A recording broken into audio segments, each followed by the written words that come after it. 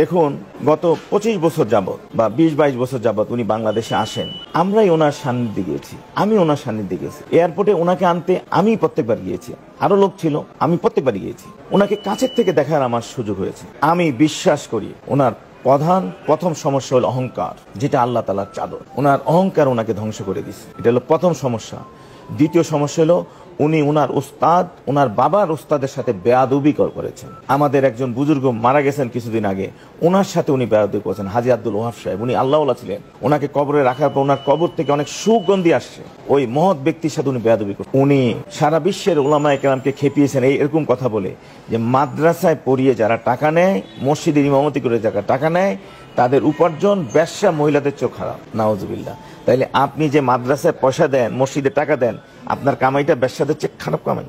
দ্বিতীয় বক্তব্য ওনার, উনি বলতেছেন আমাদের তবলিগের মধ্যে 6টা উসুল আছে, 6 নম্বর বলি আমরা। উনি বলতেছেন এই 6 নম্বরই পুরা দিন, অথচ আমাদেরকে শেখানো হয়েছে এই 6 নম্বর দিন নয়, এই 6 নম্বর দিন নয়। এটার উপর আমল করলে এই গুণগুলো আসলে দিনের উপর চলা সহজ। আর উনি বলতেছেন এটাই দিন। ওখানে আছে কলমা, নামাজ, এলেম, জিকির, একলামুল মুসলিমিন, তবলিগ।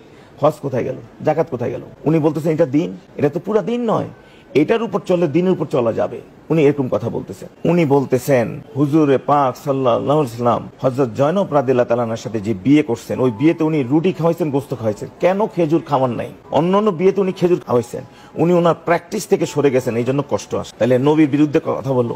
উনি সাহাবীদের ব্যাপারে বলছেন ওহুদের যুদ্ধে 5% সাহাবা নাফরমানি করছে, এইটা একটা ভুল কথা বলছেন। উনি মুসা আলাইহিস সালামের শানে কথা বলছেন, উনি ইউসুফ আলাইহিস সালামের শানে কথা বলছেন। নবীদের শানে কথা বললে উলামায়ে কেরাম এবং যারা ফতোয়া দেন তারা তাদের ইমানের ব্যাপারে আশঙ্কাগ্রস্ত কথা বলেন।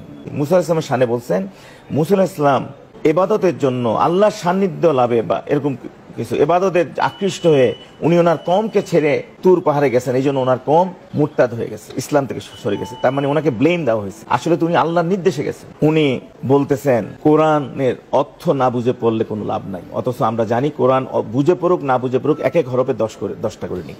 উনি বলছেন মসজিদে দাওয়াত দেওয়া এটা সুন্নত না, মসজিদের বাইরে গিয়ে দাওয়াত দেওয়া এটা সুন্নত না, মানুষকে মসজিদে এনে দাওয়াত দিতে হবে। এটাও উলামায়ে কেরাম বলতেছেন এটা ভুল কথা। দাওয়াত তো সব জায়গায় দেওয়া যাবে। উনি বলেছেন তোমরা আমাকে মানো, এতাআত করো, ইখলাসের সাথে কাজ করো, তোমাদের কাছ থেকে ওই কাজ না হবে যে কাজ নবীদের থেকেও না হয়নি। উর্দুতে বলতেছেন তুম ইখলাস के साथ काम करते रहो, तुमसे वो काम लिया जाएगा जो काम नबियों से नहीं लिया होगा। তুমি ইখলাসের সাথে ওই কাজ করো, ইতাআত করো, তাহলে তোমার কাছ থেকে ওই কাজ তোমার থেকে নেওয়া হবে যেটা নবীদের থেকেও না হয়নি। এটা কোনো কথা হলো? বলেন আপনি, কোথায় আছে এটা? আমরা দেখতেছি ওনারা বাংলাদেশের লোকদেরকে ভুল মতাদর্শের দিকে নিয়ে যাচ্ছে। এমন কথা বলতেছে ওনাদের লোকজন, সাদ সাহেব যদি জাহান্নামে যায় আমরাও ওনার সাথে জাহান্নামে যাই।